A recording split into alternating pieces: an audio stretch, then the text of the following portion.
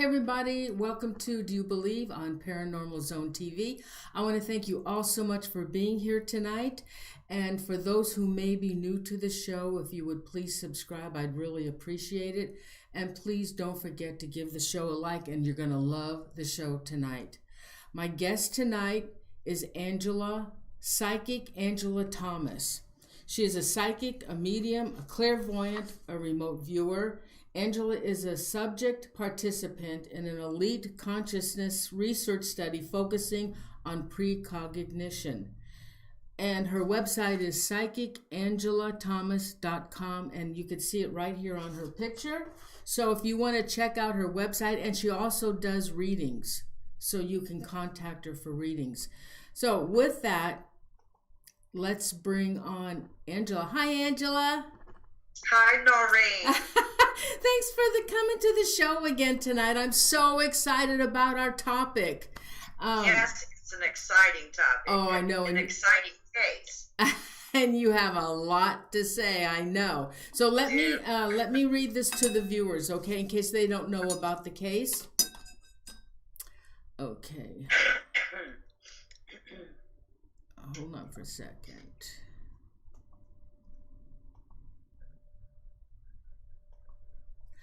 All right, for decades, the Cecil Hotel, built in 1927, has been haunted by serial killers, suicides, devil worship, and unexplained deaths. On January 6, 2013, Elisa Lam, a 21-year-old Canadian student, arrived in Los Angeles. And after 2 days, she checked into the notorious Cecil Hotel near downtown Skid Row. The trip was supposed to be a getaway, but from her studies at the University of British Columbia, Vancouver, and it was a solo trip for her around the West Coast. Elisa was determined to go it alone. As a compromise to her parents, she made sure to check in every day on the trip to let them know that she was safe. Elisa originally was booked in a hostel-style shared room with others, but the complaints of her odd behavior from her roommates forced Lam to be moved to a private room by herself. On January 31st, the day she was scheduled to check out of the LA hotel, Elisa was never heard from again. The Lams potentially contacted the Los Angeles Police Department.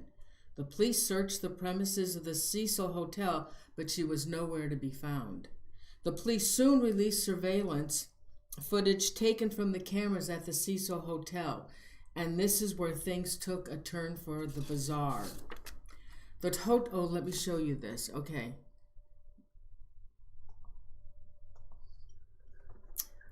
In the pixelated footage, Lam can be seen stepping into the elevator and pushing all floor buttons.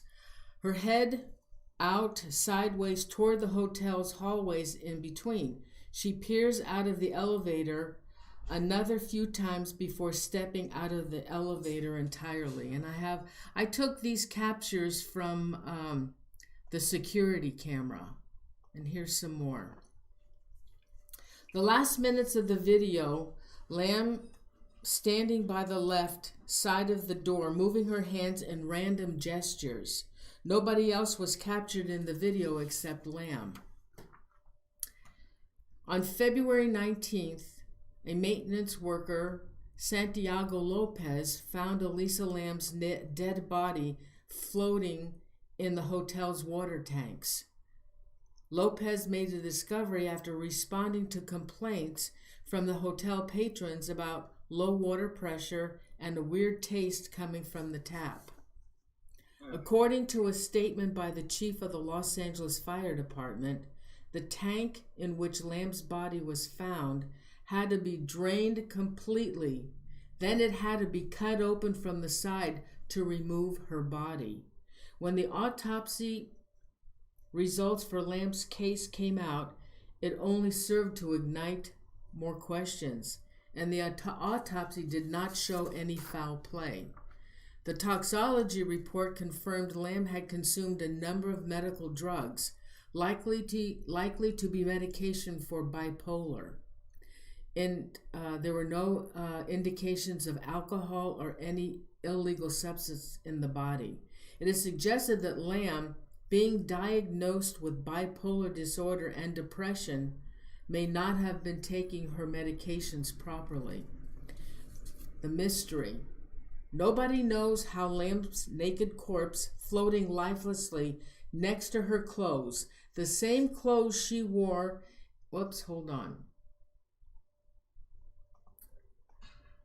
The same clothes she wore in the surveillance video, ended up in the hotel's water tank, or who else might have been involved.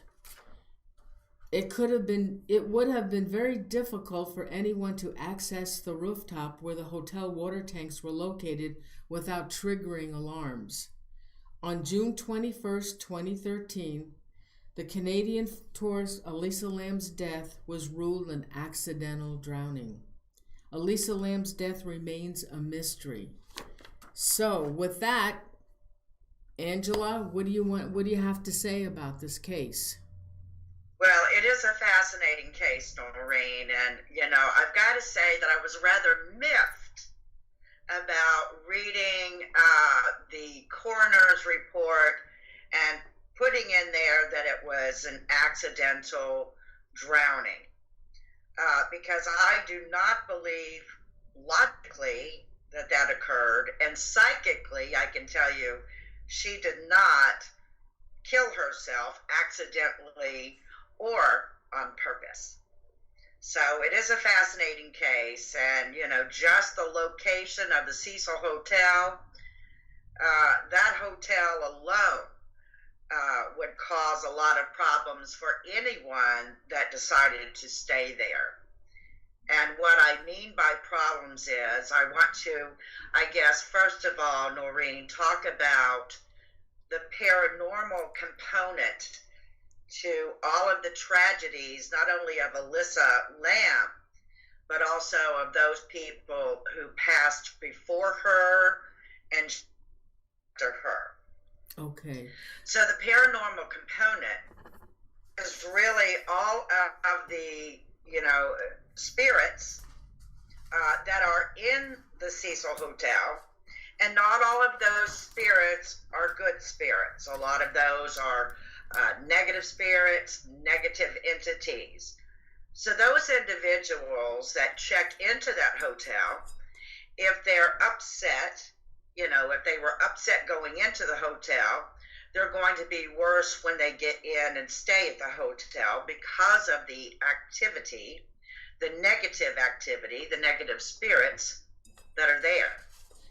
If they are angry, it's going to just compound that anger. And the same with depression or madness or anything of that nature. So there's a huge paranormal component to this particular case. And so just like I said, the Cecil Hotel alone, I would call it, hotel hell. Can I tell the viewers a little bit about the Cecil Hotel, the background as to why their paranormal activity? All right, the Cecil Hotel was built. The doors opened in let me find a picture of the Cecil. Oh, well, it doesn't make any difference. The Cecil Hotel opened its door in 1927. It's been plagued by unsolved murders, suicides, non-natural deaths, and unexplained paranormal events, like Angela said. The most famous death associated with the hotel, other than Lam's, was in 1947. Let me find that picture.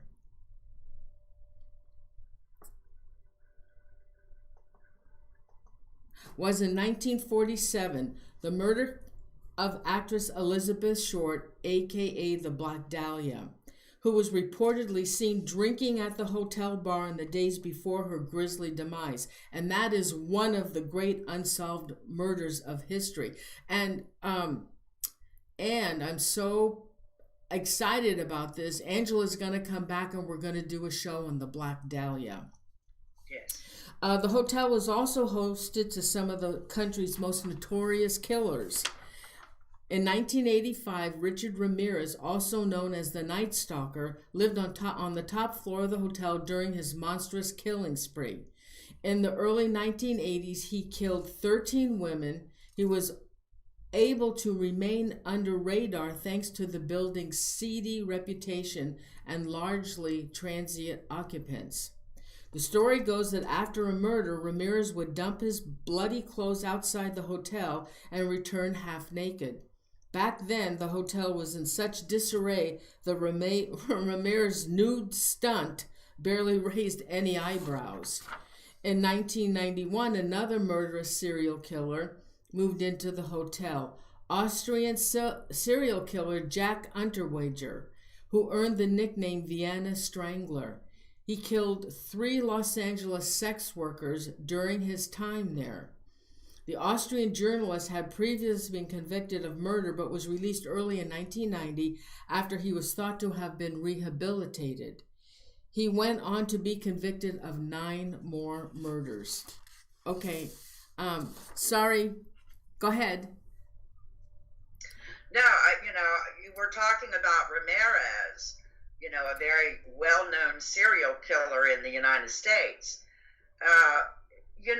What really gets me is if you were working at the Cecil Hotel and someone came in with no clothes on, body covered in blood, would you be disturbed? Would you say what's going on or what has happened? Would you do that, Norene? No. With bloody clothes? Well, Ramirez, the serial killer, was known several times to come through the hotel lobby with absolutely no clothes on and covered in blood. Right. Where he had just killed another victim and was coming, I guess, to go to bed. Obviously. But not one hotel worker inquired, picked up the phone to call the police, had anyone check it out. So, what's disturbing to me is, it's almost as though that sort of lackadaisical with people coming and going was part of the Cecil Hotel, I guess, environmental culture. Yeah. The work culture there, like don't ask. Right. And so we already know that the Cecil Hotel had many calls on a daily basis of assaults, attempted rapes, and all of these type of crimes going on. And we already know that next door to the Cecil Hotel is Skid Row. I think it's like two blocks down or a block and a half down. So outside of the Cecil, in the outside environment, we have people that are homeless, whether they're mentally stable or not, whether they're drug users, alcoholics, just people going through a hard time. And so outside the Cecil is being tainted, and think about the entities outside attached to those unfortunate individuals. And then all of the messy residents that are staying at the Cecil Hotel. I say messy residents, it's because those that knew the Cecil Hotel stayed there regularly, and these were not, many of them were not stand-up citizens. In other words, they were known criminals. They were, some of them were not mentally stable, and they stayed there. And so, but it didn't matter. The culture of the hotel, they didn't really try to get rid of that, because they did rent rooms on a monthly basis to individuals. When Elisa Lam came into play in 2013, the Cecil Hotel tried to change its reputation and its image. So they put a sign out, "Stay on Main." And that was to draw the young adults to the hotel. And it was, I think, $75 a night. And so in Los Angeles, California, $75 a night is pretty darn good rate, right? Yeah. So in walks Elisa Lam, And so I want to begin, Norene, with Elisa. We already know through reading about this unfortunate event that she was indeed bipolar. However, I do not believe for one moment that what we saw from that elevator footage was Elisa demonstrating a mental meltdown. Her sister in Canada, her parents and her sister came to Los Angeles when Elisa was missing and was interviewed, and the sister said she never saw her sister take on a different type of personality or anything of that nature. I'm sure moods, yes, okay, I'm depressed, and then maybe the next day I'm feeling better, and by a week later I'm feeling happy, and that merry-go-round that some people experience with bipolar disease. But in Elisa's case, I feel like there were several things going on with her, just from what I have read in the recent past, and I believe that Netflix has some sort of documentary on it, which I watched some time ago. And so I want to say to you that I feel like Elisa, we know what frame of mind she was in because she would type online as a journal. So we saw how she was a little up and down, but she was not so bizarre or out on her behavior. So in walks this vulnerable 21-year-old that had never left home outside of Vancouver, British Columbia in Canada until 21 years of age, right? Right. So in walks this young, innocent, sheltered young woman into, again, what I call hotel hell, and then was exposed to someone there. Okay, and so that's some. Go ahead. Can I ask you? Well, did you see that security footage where she was acting goofy? What was that all about? Outside of the outside of the elevator with the hands. Yeah, I did see that. But the thing is that what I've picked up about that was not that she was mentally coming undone, but rather what I feel happened to Elisa was that she did come across someone inside the hotel, and that someone would not have been a stranger to the employees there. Oh, yeah. And I feel like she was given some sort of, like date rape drug or something like this.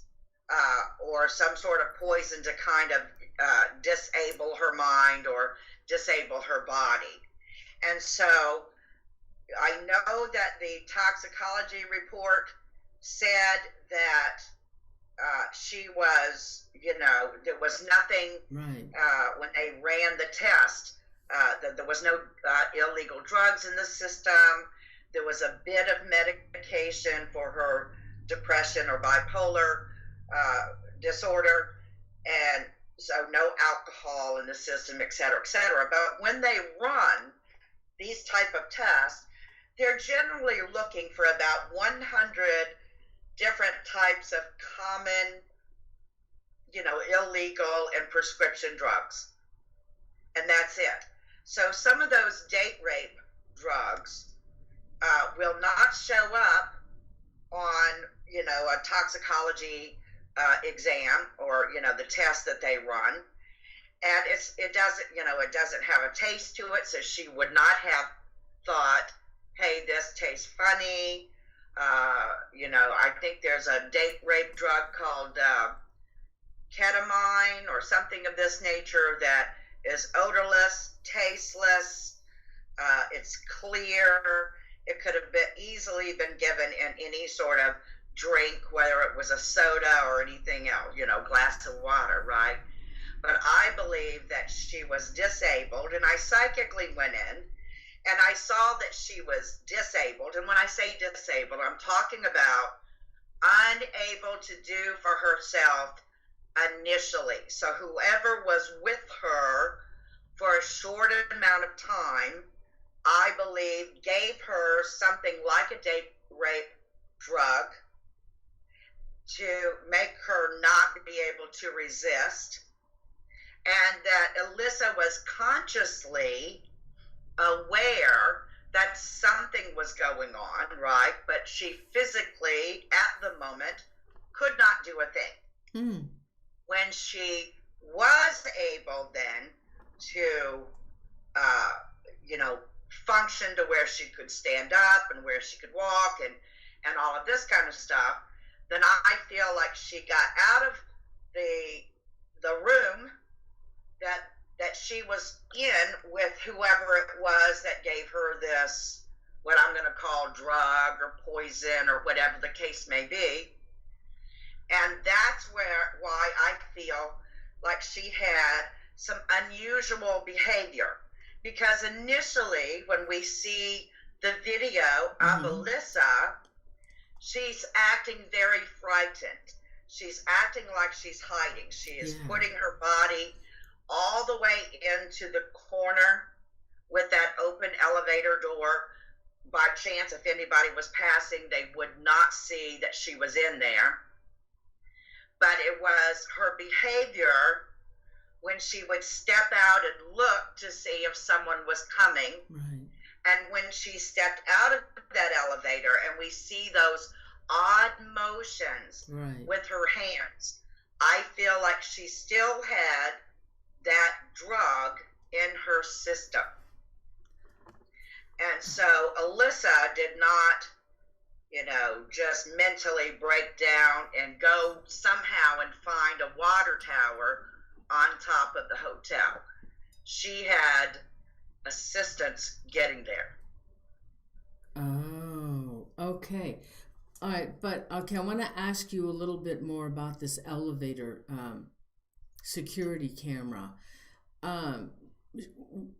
After she was doing all those gyrations with her hands, then she went back in and then she pushed all the buttons for all the a number of the levels of the hotel. And then she goes back out and then she disappears. Yes. Was there anybody outside? The second time that she went back out of that elevator, was there anybody in the hallway? Yes. There was someone in the hallway. And so I need to say that individual took her down the hallway and out through a window that led to a fire escape. And so I don't know if anybody is familiar with the old metal fire escapes that they would build outside of a building, especially if it was above 2 stories. And so I believe she was taken out of that window onto the fire escape and then forced to go up a ladder or carried up that metal ladder straight up to the roof. Whoever this individual was knew that hotel well. And so I do, in the beginning I said that I feel like the employees would not, like the employees would know who that individual is. So if an individual went out on a fire escape or just walked about the hotel, I feel like the employees knew this man, and it would not be unusual to have him, in that environment. So whether it was night or day. So I feel that it was an individual that was part of either an employee or part of a staff, or even the owner's relative, somebody that spent quite a few years in that hotel where they knew the hotel hotel like the back of their hand. Do you think that there might have been some cover up also from that woman that they interviewed? I think she was the hotel manager. Yes. Was she a part of? Really? She was a part of the cover up? I do. I feel like she knows, or at least suspects, who it is. But I feel like she was afraid of maybe losing her job, and according to the documentary, I think that she didn't have the best work history with longevity. So I'm sure, she wanted to keep a management job connected to a hotel that had an unusual reputation. Yeah, I think they sold that hotel. They did. I heard that they did. Okay, so this person, now they said that there was alarms up there. They said it would have been really difficult for anybody to get up there.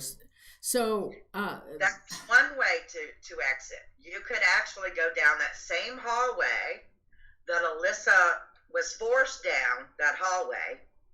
And if you took a right, there was a set of small stairs that led to a door onto the roof. You open the door, there's the roof.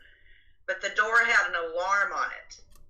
Yes. If you were in the same hallway that Elisa was forced to go down, if you made a left, there was the window with the fire escape. So I do not believe that someone disabled the doors, going up the steps, disabled the alarm, and then went out. I feel like they went through the window and onto the fire escape. And, fire escapes are pretty sturdy. They're metal. They're, got a little platform on it and some more stairs and another platform. And so it's easy to walk on a fire escape. So I don't believe that they went through the doors to the roof. There would have been some sort of cameras, at least at that door, or at least, very least, we know that there was an alarm. But no, I don't feel like it was disabled. I feel like they went out the window. Okay. Do you think maybe it was a maintenance worker who knew? I mean, how many people that would have been an occupant of the hotel would have been concerned about the water tanks? Well, the maintenance man, that's just the job, right? Yeah.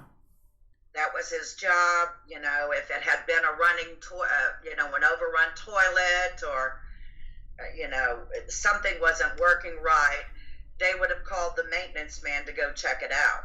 So I do not feel that the maintenance man that found Elisa was privy to the crime, nor do I feel like he was the one guilty of her murder. And I'm calling it a murder because I do not believe that Elisa would take off her clothes, climb those stairs, remove the lid on top of a rounded water tank, and manage to get herself in there, throwing all of her clothes in. And, here she has no clothes on, but I'm going to throw all my clothes in first.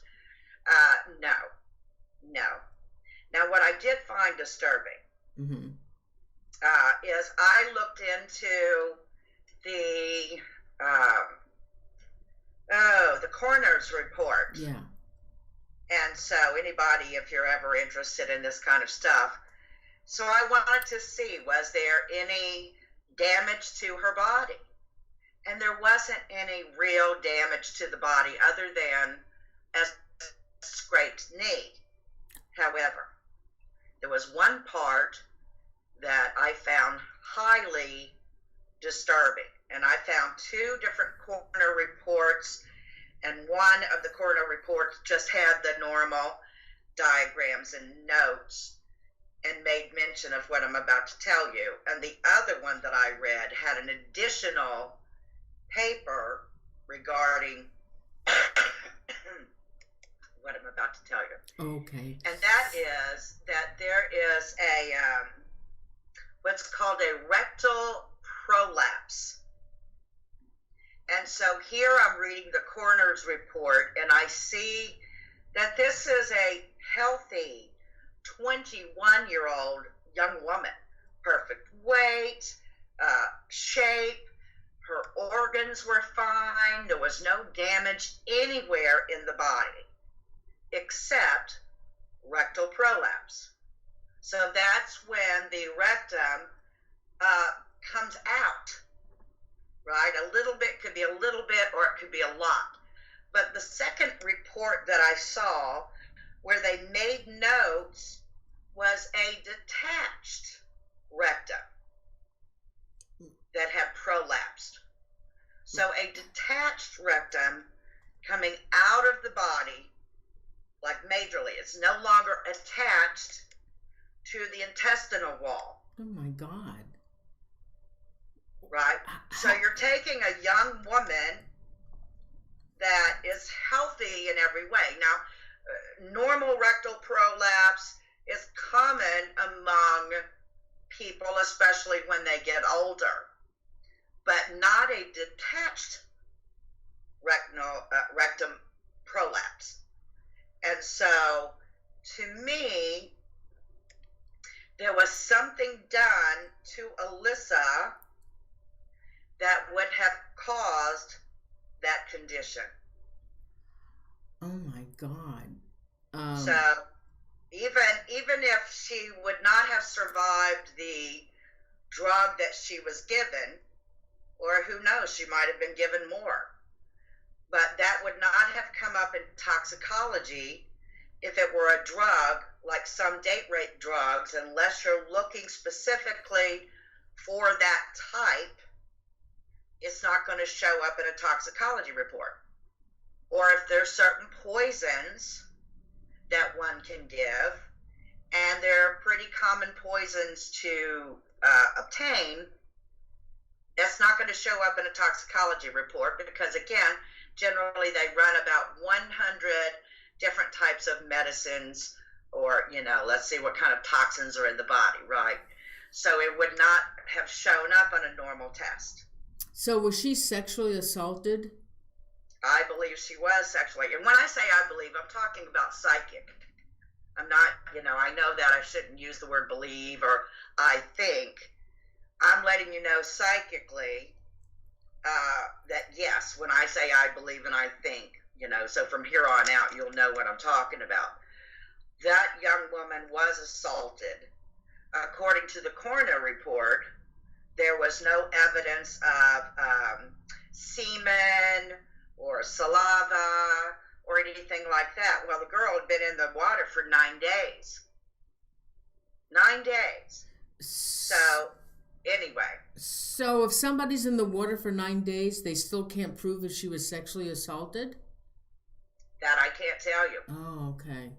But I'm saying as far as any sort of semen or any other type of DNA, I would say that if a body has been floating around for 9 days, that getting any sort of DNA from the body is not going to be a possibility. Well, maybe in a day or two, maybe, but 9 days, no.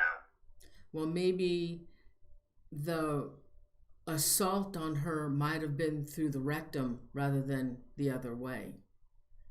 Maybe right. That was satisfying enough to whoever did this to her. Right. So the thing is, and I know that sounds rather icky, right? It just sounds awful. But again, what would cause such a severe detachment of the rectum? The parents filed a lawsuit against the Cecil Hotel, and they investigated and they dismissed it.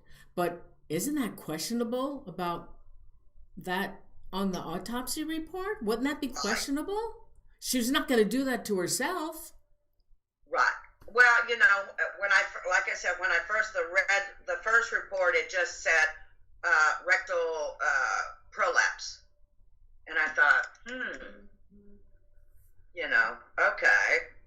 And so again, older adults is pretty common. You might have a little bit of tissue that comes, externally is there, but not a detached rectum.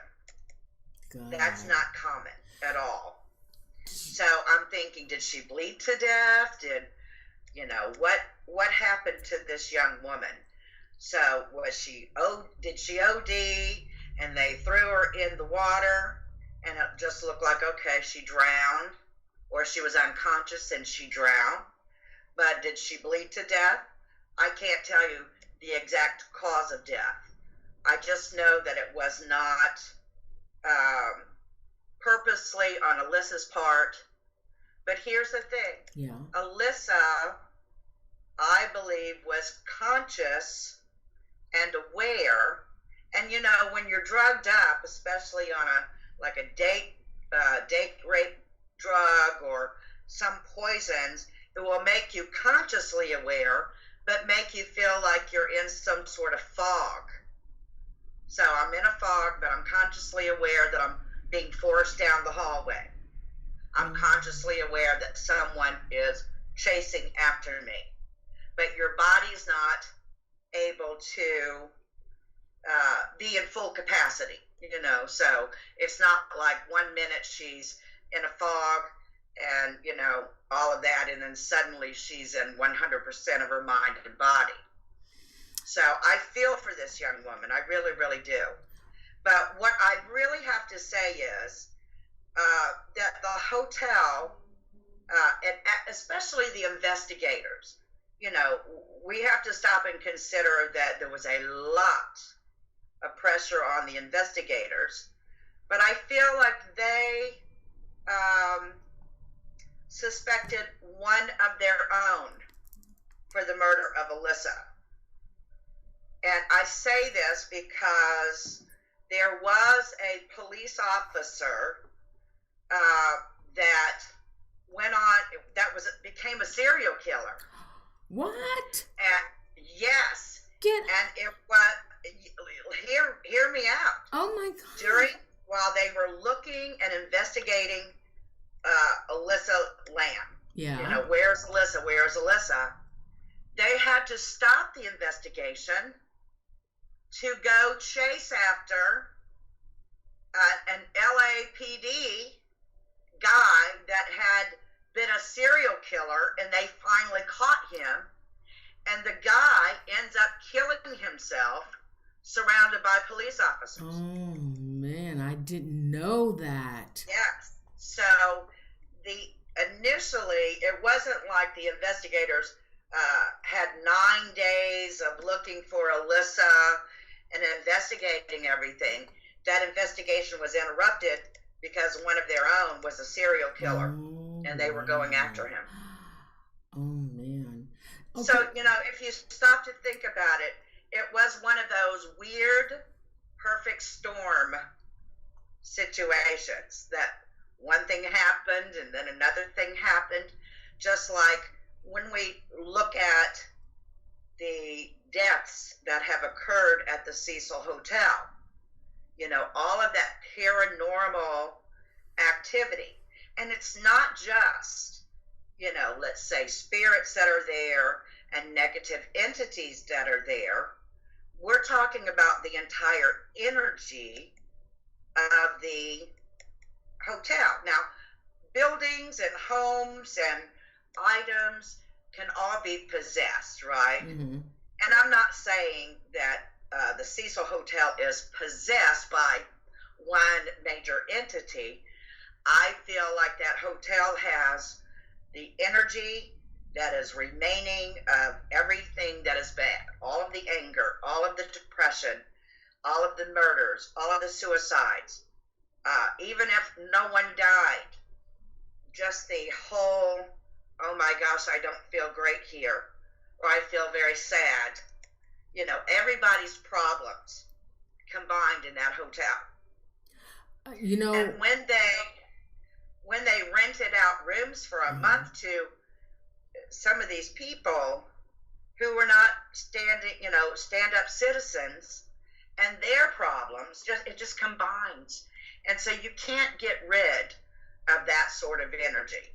Now, I occasionally will go and spiritually clean someone's house, but you can't do a hotel. You just cannot. That's embedded in the walls and the ceilings and everything that's inside that hotel. You know, it had a really bad reputation, and it seemed like they had so many deaths, people jumping out of windows, suicides, unnatural deaths, poisoning. It seemed like that hotel was the place to go. And they had several people that jumped off the roof. Yeah. And they had other people that were suspected that they were pushed off the roof. So a lot of murder. So if you go back and you watch this documentary on Netflix, you'll hear them talking about, how many times the police were called to the Cecil Hotel. Now, the police didn't always respond to the Cecil Hotel from some of those calls. But this was a daily occurrence. Okay, now, do you pick up anything from the person that killed Elisa? For another thing, why would he dump her in the water tank nude and then put her clothes in there as well when she had a hotel room? Well, I feel like it was, kind of attached to that whole movie. I feel like whoever murdered her had some sort of attachment to, there was a movie, I believe it was called Dark Waters. Oh, I saw now, that. I've never seen it. Yeah. I rarely watch those kind of movies, but I understand that there was a scene, a young woman was found floating in a water tank. Go ahead. And so they kind of replicated it, or, you know what I'm saying? Like a lot of these movies that come out, like these horror movies, what little horror movies I've seen throughout my lifetime, I often say to myself, some crazy person or evil person is going to try to replicate that scene or how they murdered someone in that horror movie. Oh my God, that movie was old. I don't know. I don't know how old the movie was, but I can say that, there are individuals that will replicate what they see on screen. Now, talking about replication, there was a person that stayed at the hotel that called his stage name or his performing name Morbid.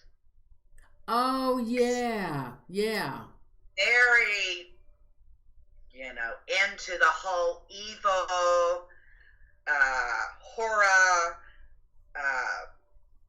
just satanic, he dressed like that. That was his performance art. And so I understand that he wrote a song or two that referred to like China Girl, and also referred to a young woman being found dead in a water tower. Yeah, right? And they interviewed him, and he said he had nothing to do with her murder, nothing to do with her. Everybody's going to deny it, but still, I do not believe that is the culprit. I do feel, had he had the opportunity to take advantage of a young woman, then he definitely would have. because that's his mentality. I'm morbid, into satanic things. I'm evil. I don't care. And so I feel like he would have had he had the opportunity. Right. But I do not believe that he is the culprit. Who I believe is the culprit. Now, when I was really focusing psychically on Elisa Lam, I kept on hearing Sam or Samuel. Sam, Samuel. So I feel like this Sam or Samuel had to have been attached to the hotel itself. So again, could be part of the owners, whoever the owner was at the time, could have been part of his staff or family member or someone that worked at the hotel. So I don't believe that it was a guest of the hotel that murdered, although we already know that many guests of the hotel has a history of murder and crimes that they've committed, especially like Ramirez. That was the serial killer. But I don't believe that Morbid did it. I do believe that it was somebody that the hotel was thinking, geez, we pretty much know who that is, and let's kind of keep it low key. And so whether they did that on their own to keep it low key, or whether it came directly from the owner, like keep your mouth shut, don't answer certain questions or avoid those questions, or call me if they ask you any more questions. I just feel like they knew.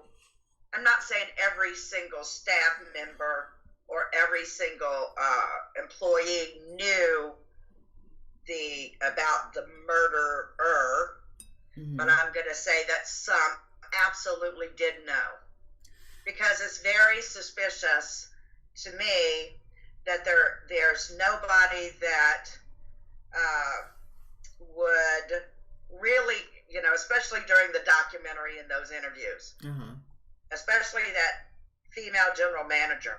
She didn't say much. No, right? No, but when they interviewed her, I had a funny feeling about her. Yes. So I feel like she knew exactly, like, oh, I'm not going to say it, or I can't say it, or I can't at least say the name that I suspect. But I feel like she had a very good idea about who, had something to do with Elisa's murder. The murderer. So this, why would they put her in a water tank? They could have just killed her and left her in her room. Why in the water tank? She's as high up as you possibly can. If you go into a room, okay, there's the dead body in the room. Yeah. I think that they really wanted this to have an impression. I feel like whoever put her in the water tank was really trying to replicate the movie or something they heard or they saw. But I understand there's a movie, again, Dark Waters, that has very similar death of somebody in a water tank drowned. Yeah, it was a little girl. Has this person killed before? Yes.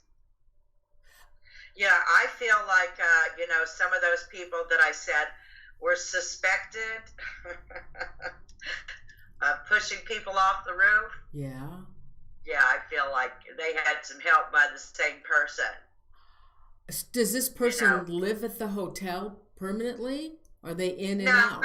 No, I wasn't under the impression that this person lives at the hotel. Up until now, we're talking about back in 2013. Yeah. Not today, because we know that they sold it and they were renovating it and all of this kind of stuff. But at the time, I feel like somebody, again, whether it was staff or part of the owner's family or whatever, that stayed there, whether that's a week or two or overnight or a come and go when they needed the room. You know what I mean? So yeah, I feel like it was that sort of situation, but I don't feel like, hey, I'm living here on a monthly basis. So they killed before. Can you pick up from this murderer? Did this possibly this murderer? Did he pick a certain type? Were they young girls? Were they older women? Did he kill men, teenagers? Can you pick up his MO? I feel like I don't feel like just women were the victims of this particular person. I feel like I don't know what the psychological term is for those people that have a need to kill again. Oh my God! And so I feel like men and women. I feel like younger women was the victims, simply because younger women are easier to manipulate than older women. So, wow. I wonder if this person will ever get caught. He won't have the security of the Cecil Hotel anymore, and if he has the need to kill, he's going to have to go elsewhere to do his killing. I don't feel that this one will ever be caught. You know, when I first looked at the case, I do remote viewing, and when I do remote viewing, I used to track quite regularly missing persons. And so you have to have the ability to go see the past, know the present, and also see in the near future. And so I initially started to handle this as a criminal case where I would write up a big, lengthy report and send it to the police, the police liaison. But I didn't do it with this because they closed the case. They haven't done anything with the case.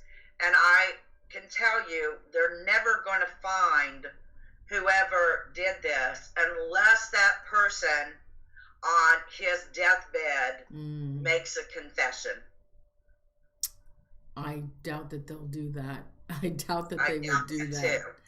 But no. I can say that whole area inside the Cecil Hotel, as well as outside of the Cecil Hotel, just in the area, again, Skid Row right there. Yeah. Those poor people exposed to the elements day in, day out. So that whole area is nothing but an opportunity for victims.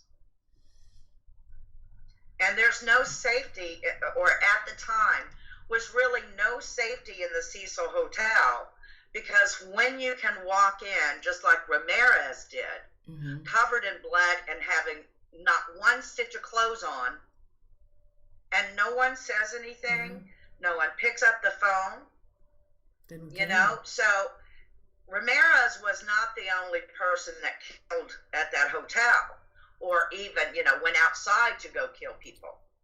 There were other people that, murdered people inside the hotel.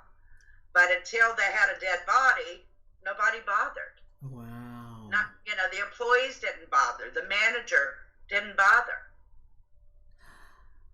So there was no safety at the Cecil Hotel, is what I'm saying. Yeah. Now she's on record for when you talk about those being killed at the Cecil Hotel or a connection, she will always be connected to the Cecil Hotel.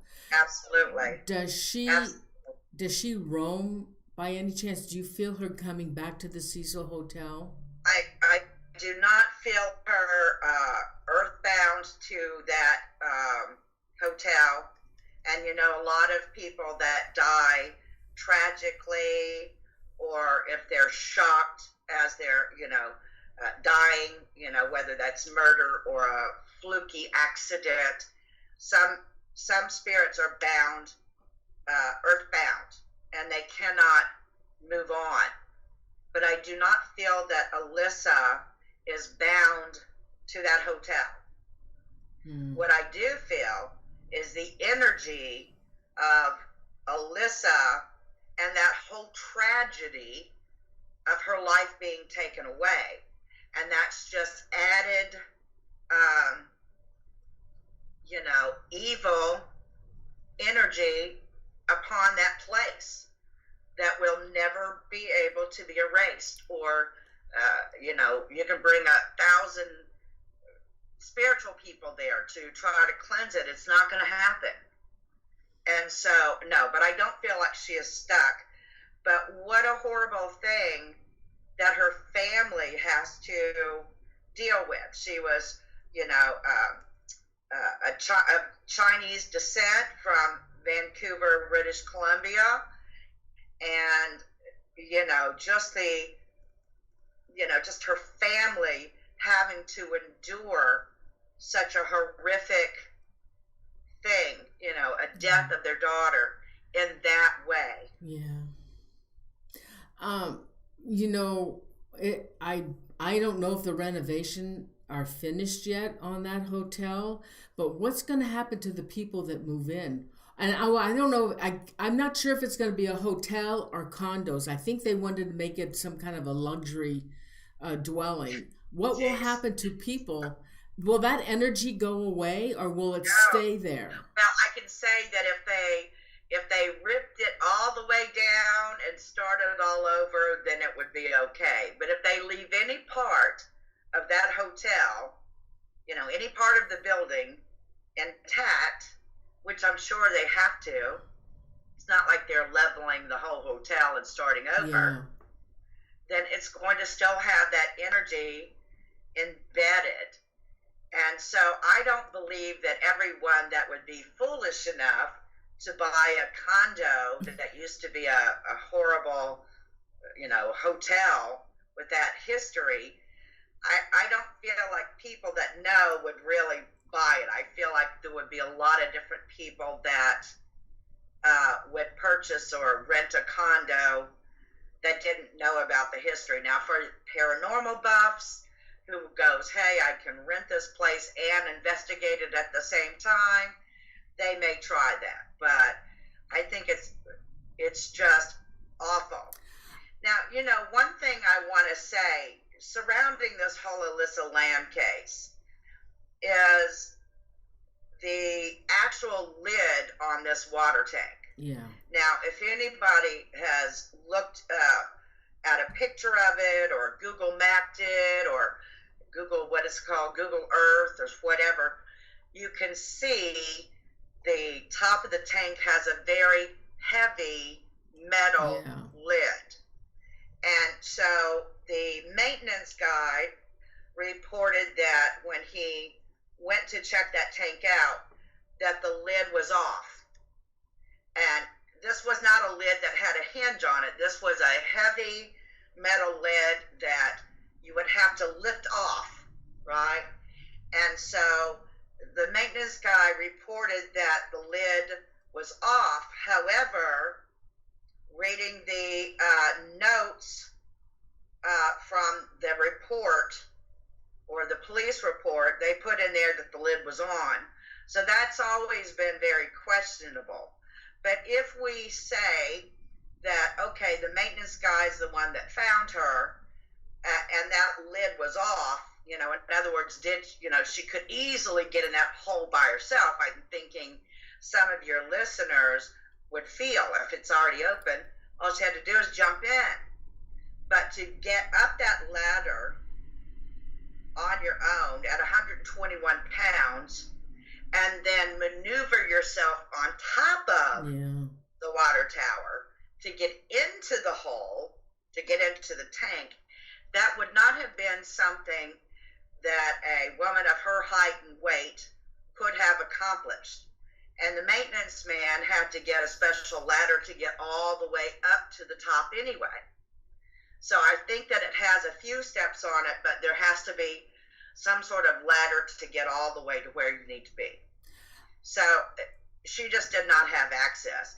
If it did have the lid on it already, scenario B, there's no way that a 121-pound young woman can lift a heavy lid off the top of a water tank and dispose of it and then get in there. Do you then this person that killed her, he had to have probably been a big guy in order to carry her body.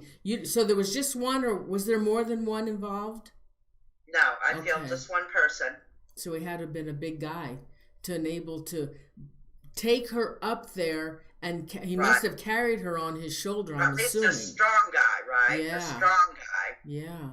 To open that lid and throw her in. To get her up there on the roof. So, we already know that she was able to walk, right? At this point, I feel at the point that the elevator scene came in, she had already regained some of her physical abilities to walk and to jump and to move side to side, to, like we would normally move. Mm-hmm. But I don't feel like she was 100%, okay, I'm 100% capable of just moving any way I want to. So, but I don't feel like she was carried up those, the outside ladder to the roof. I feel like she was forced up that ladder. Wait a minute. So she was still alive? Yeah, I don't feel like they killed her inside the hotel. I feel like she was killed on top of the roof. I feel like initially it started in some room, whether it was her room or the man's room. And I feel like she was given some sort of date rape drug or poison or something that would cause her to physically not be able to fight off, let's say, a sexual attack. But I feel like when that wore off enough and she was able to move and walk or run to get out of there, that's what she did. And I feel like she headed for that elevator. And I feel that the reason why she was pushing all of those buttons was because the darn door would not close. But now, according to the documentary, I think that they took a camera close-up and noticed that one of the buttons that she was pushing was, to keep the doors open. So that's why they never closed. So it wasn't a paranormal thing that occurred in that elevator. Why did she want the doors? I feel like she was alive when she left that elevator. She was forced down the hallway, and instead of going right and up the stairs through those alarmed doors, that she actually was forced to go left to the window, onto the fire escape, and was forced to go up the ladder. It was a steep ladder that went up to the roof. And I feel like the man was right there. I can assume that either she walked up that ladder on her own or she was carried up there, like, hey, I refuse, right? So you never know. That part I wasn't clear on psychically. But I can say that whatever was done to her prior to her ending up in that water tank was done on the roof. Oh my! Because there would be no, that would have been a perfect spot for a murder.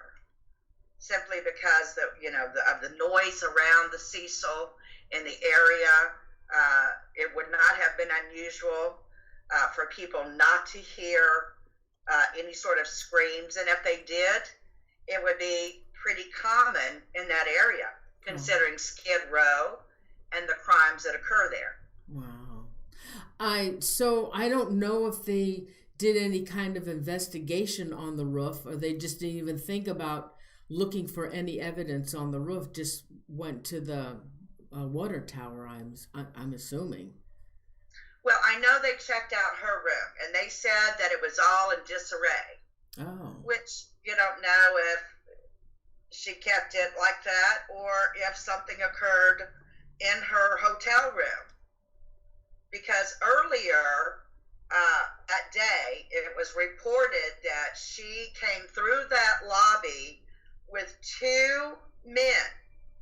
Now, I don't know if the documentary covered that portion, but a report I read, a police report that I read, was that there were two men that was with Elisa, and they did not get them on camera when they were coming through the lobby. And if they did, it was just like a second worth of camera exposure.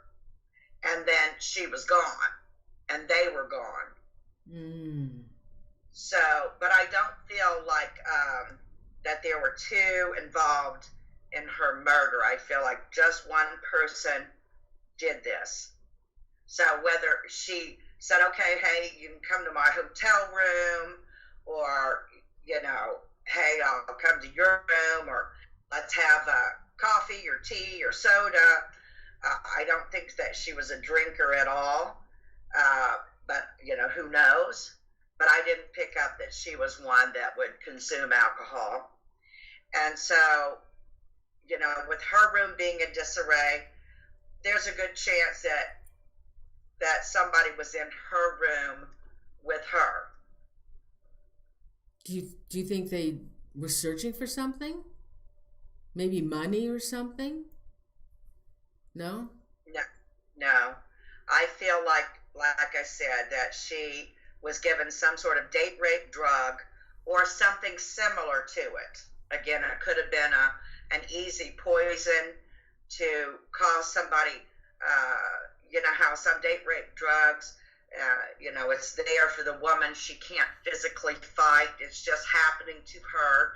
She's aware that it's happening to her, but she can't physically move. But at some point, that drug wears off. And I feel like either she was in her room or a man's room, and this had occurred, and she finally physically was able to move again, not all mentally, you know, clear, but physically able to go and get away. And here she was hiding in that elevator. Oh, and we see her hiding in the corner of that elevator. She acts scared. Well, you would be too if someone was after you, right? Yeah. So I feel like she got away from the murderer, and she was trying to get away and hide, and that murderer knew exactly that she was in that elevator and waited until she came out, and then escorted her down the hallway, through the window, onto the fire escape, and up that ladder. So I know that sounds like a lot of moves, right? Well, that makes sense. Not. And here's the other thing. There was no security camera on the floor that she stayed on. None. You don't think they put her on that floor on purpose, do you? No, I mean, I don't think that they knew that she was going to be murdered. I just feel like they did not have a camera, a security camera, on that floor. Some floors had them, other floors did not. And hers did not. Do you know what floor she was on? No. I don't know. That floor that she was on, was that the floor that was, now, I guess all the floors have access to the fire escape, right? Did they all have that particular floor that she was on, I believe, would have the floor that she was on where the elevator was. Oh, okay. So whether that elevator was on the same floor as her room, or she managed to get on another floor and was, you know, ran into that elevator, I can't tell you.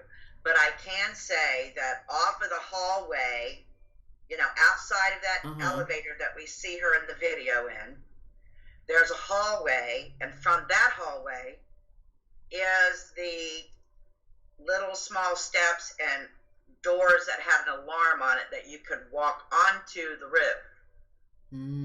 So, or if you made a left, you would be right there at a window and could get out on the fire escape. Now, I did read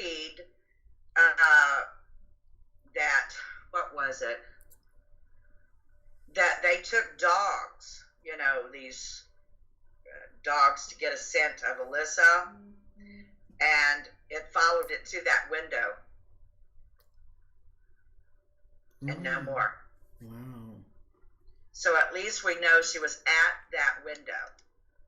But I don't believe that she would have gone out of those doors because it would have set off an alarm.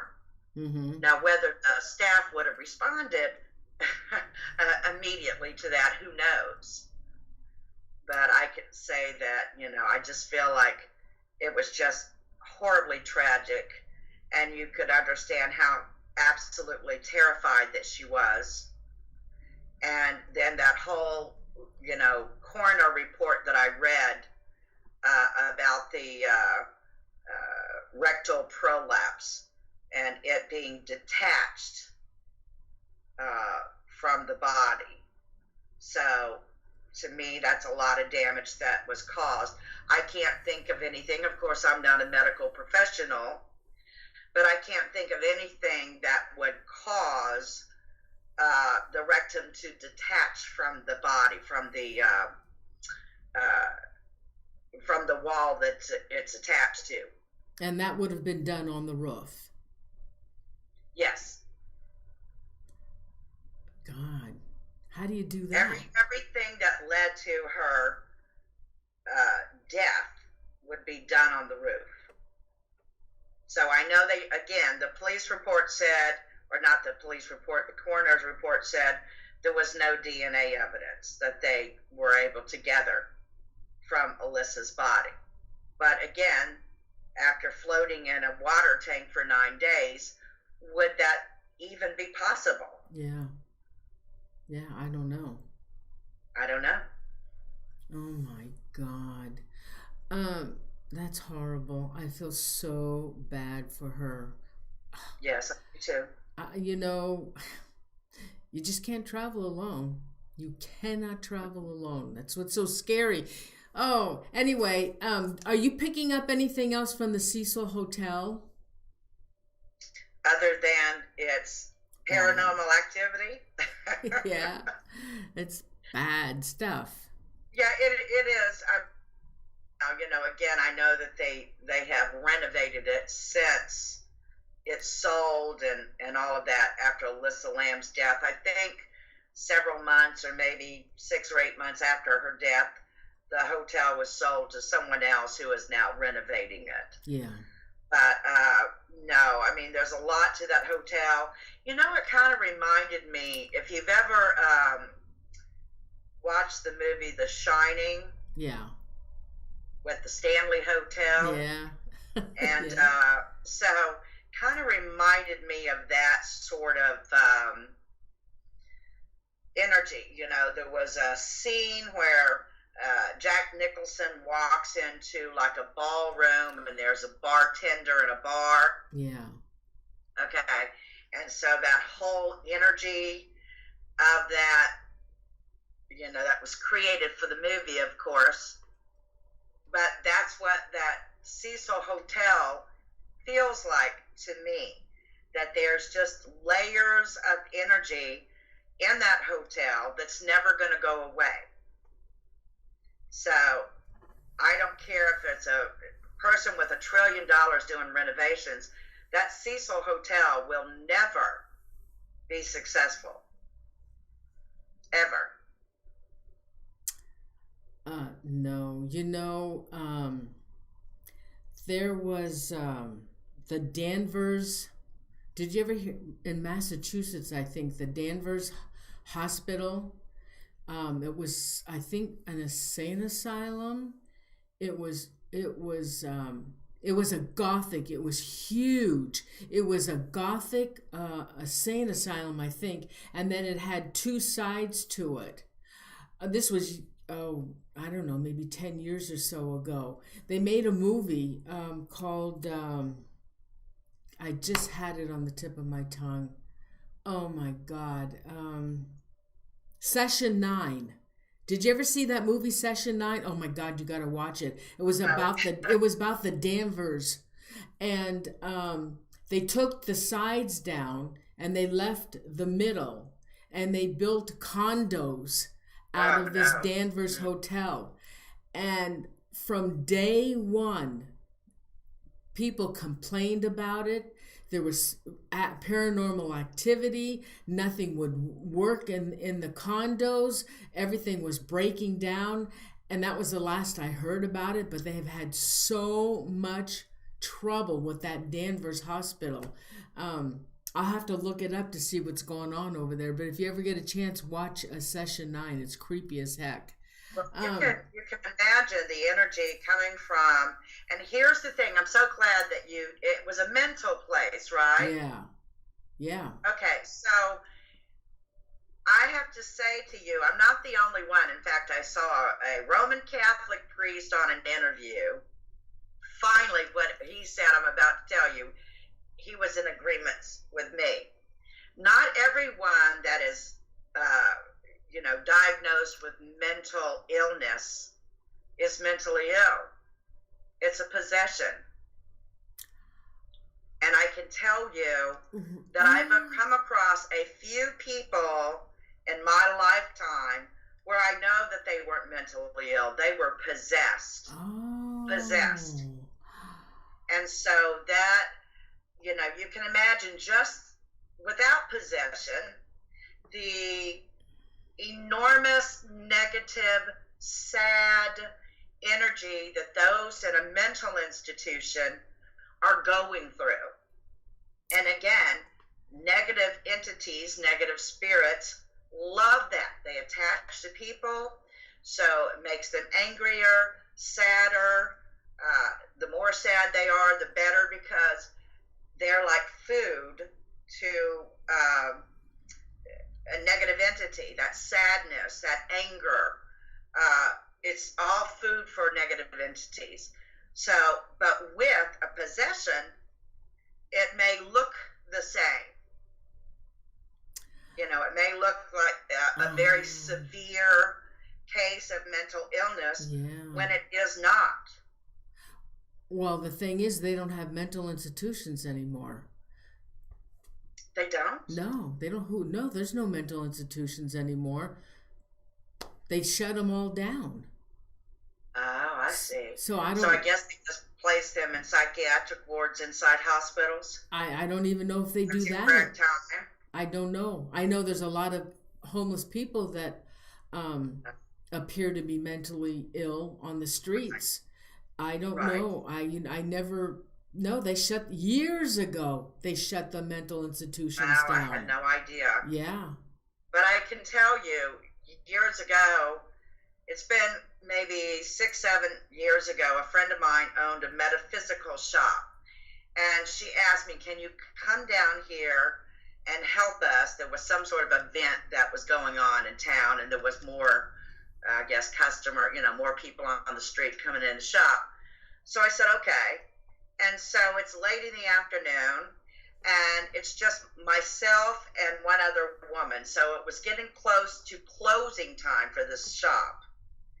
And so I was kind of busy with rolling incense and paper so that the oils wouldn't spill out on any kind of product. And I wasn't paying attention.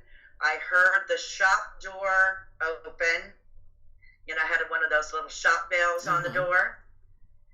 And I didn't look up because I knew somebody else was beside me. They would take care of whoever came in. But all of a sudden, Norene, I felt this enormous energy hit me in the chest, like somebody had shoved me in the chest. And I looked up, and what I saw, I will always remember. It was a large, tall, black male. I would say he was probably 30, 35 years of age, but extra tall, I would say close to 7 feet, if not above 7 feet. So that kind of height stands out. Broad-shouldered, but he had, his eyes were rolled in the back of his head. He was moving like this with his head, but it was very involuntary. And so his eyes were bulging out. Oh my He had God. mucus from his nose that was dangling, at least 12 to 14 inches.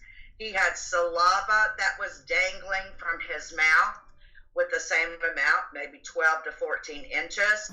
He kind of moved like this with his body, very uncontrollable. And I immediately said to the woman beside me, her name was Donna, I said, he's got to go. And I ran over, why I don't know, and grabbed stones and crystals and started rubbing them just to get the energy off of me. And then this Donna, I hear a woman's voice, and it is a short little white woman with this man.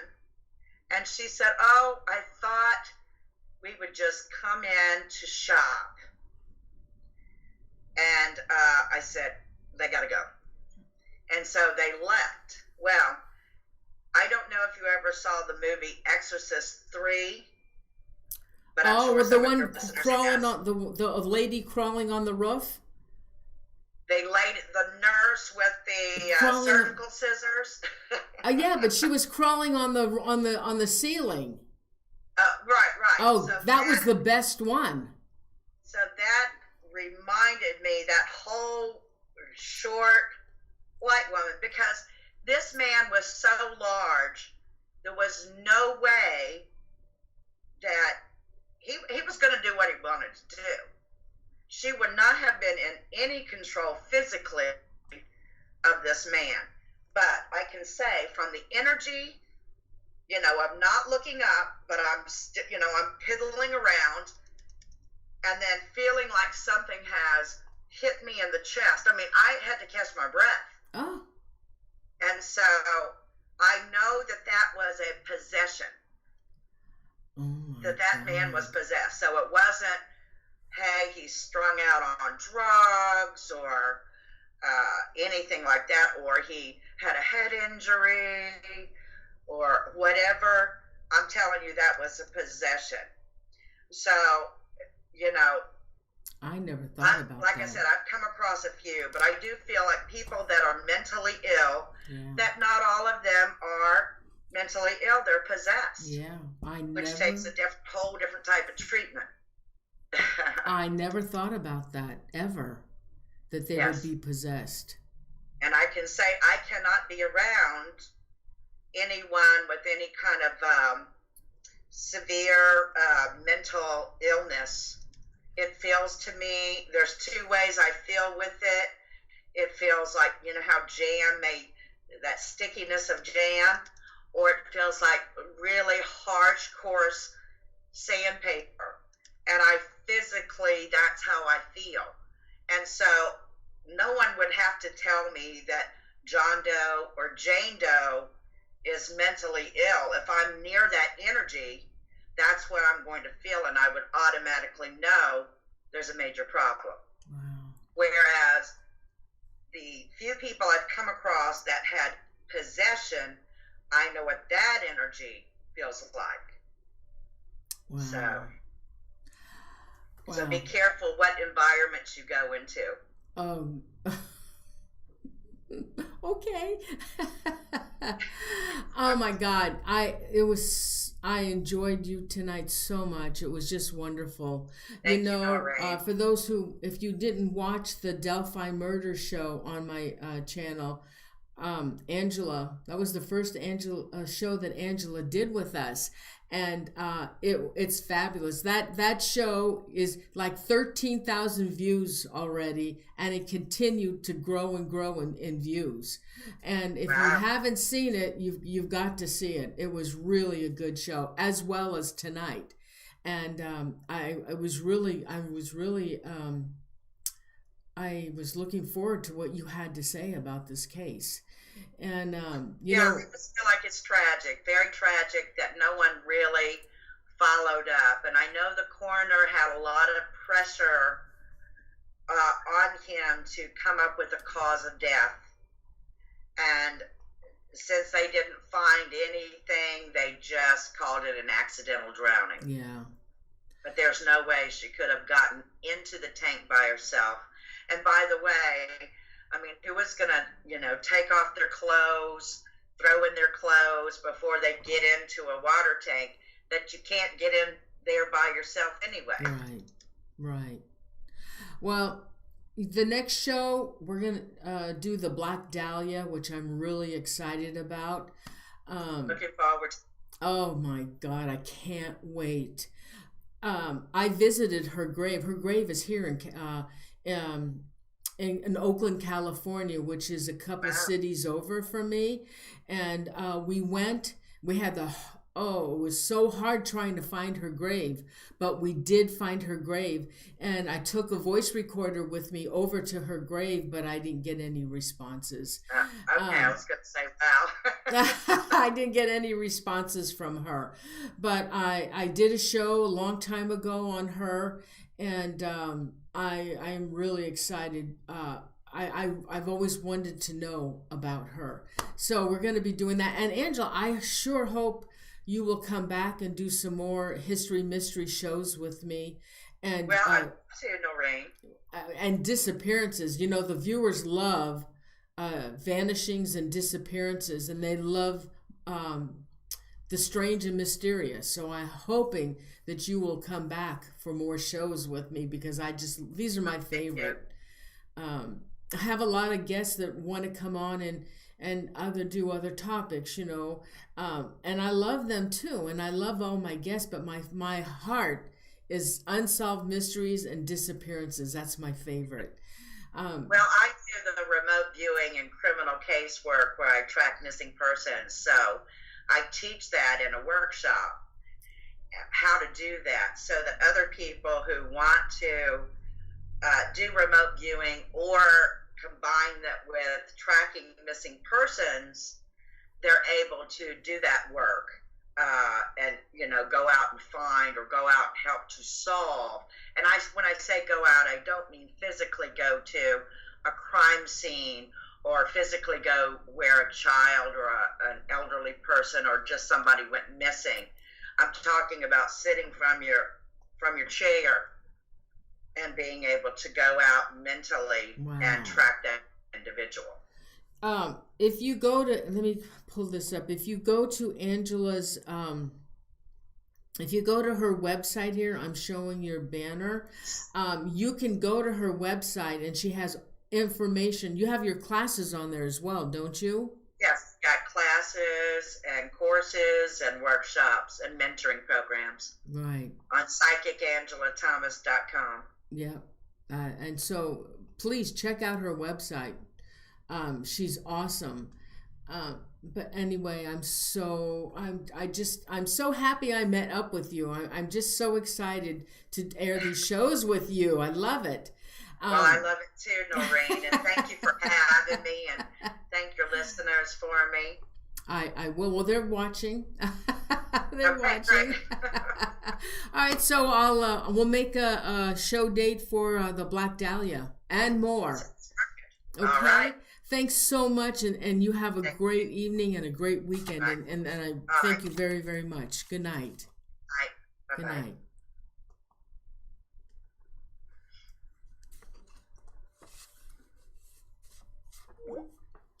Oh my God. I hope you liked the show. I loved it. I love these shows.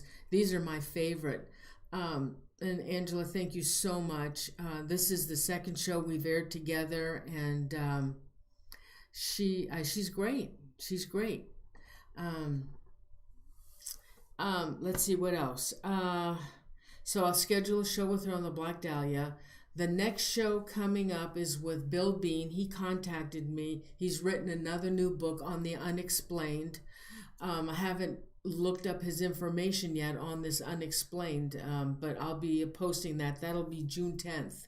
And Dave Spinks is going to be coming, I believe, June 24th, and he may have John Zaffis with him. Dave has written a book called The Wicked 46. Now, I know some of you who have watched me and Dave.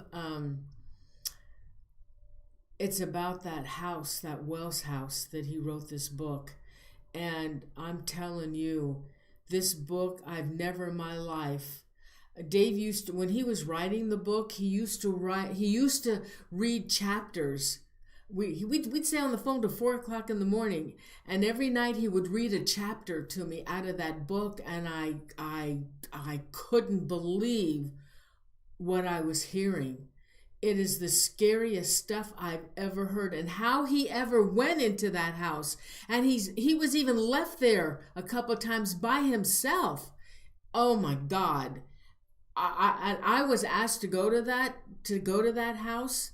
Somebody else owned it, and I almost made reservations. I asked my husband. I said, "Hey, do you want to go to Pennsylvania with me? I keep being asked to go to this house," and thank God I didn't go. Thank God.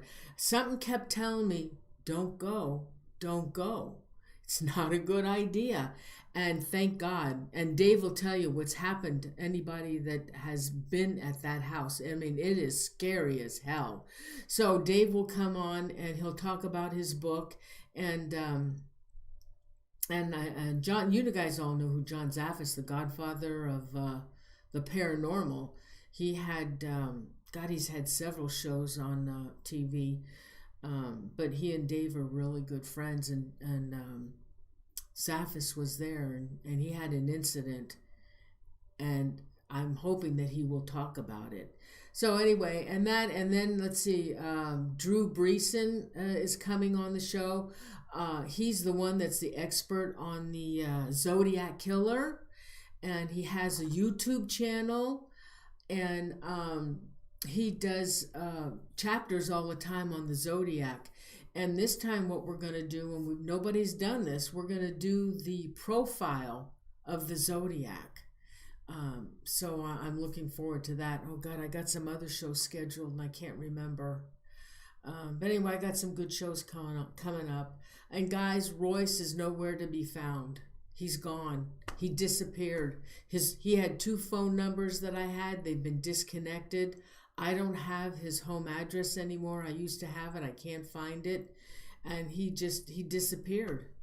And I miss him terribly. I don't know what happened to him. It just breaks my heart. Just breaks my heart. So I'm hoping that one of these days he'll call me. I just don't know what happened to him. Anybody, listen, let me, I know I got some, let's see, I got an email. Hold on for a second. Let me see what you guys sent me. I got, hold on. I know I got some super chat money. Let's see. I am Alpha. Let's see. And Robert Hanna. I am Alpha and Robert Hanna. Thanks, honey. Thanks you guys so much for that. That was really nice of you. I really appreciate that. Let's see. Who are my there? Chipateri are my mods. Renee, McDowell, and Crystal Triplet. Yay! All 3 of them are here tonight. Thank you so much for being here and helping out. We got a great chat room. And love all you guys. Do you want me to do some shout outs? Let's see. Let me do some shout outs. Okay, let's see. Let me go back here. Renee McDowell. I am Alpha. Vipers, Real TV. I haven't seen you in a long time. Nice to see you. Andrew Johnson, Lisa Scarrett, who's watching all my back shows. Let's see, who else is left? Jenny Evers, Dust Bunny, Angelina Maiari, Dwayne Crump. Let's see, who else do we have? Joe Bambera, The Haglin, Tammy Heitzman. Thanks you guys for being here. Really appreciate it. Let's see. Anybody else? I know Tallcross was here. Where are you, Tallcross? Did you leave? Of course, it's early in the morning for Tallcross. Ken Camp. Anybody else want to shout out? Let me go down this list. Not everybody's here anymore.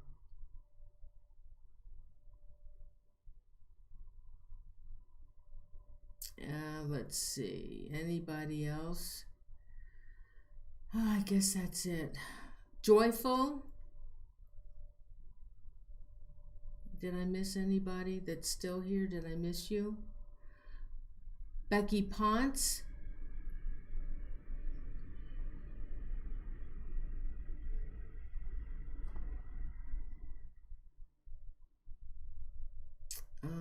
Let's see. Anybody else? Robert Hanna. Kathy Landberg. Bubbles Butterfly. Andrew Johnson, I can't remember. I think I said hello. Let's see. Oh, Anita Ackerman.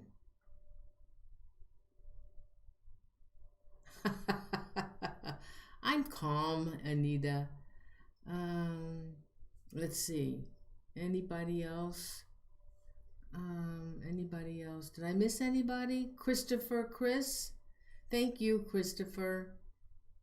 Nebbit said, oh, I haven't seen you in a while, Nebbit. Let's see, anybody else? I'm scrolling down to see if I can see anyone. Who did that?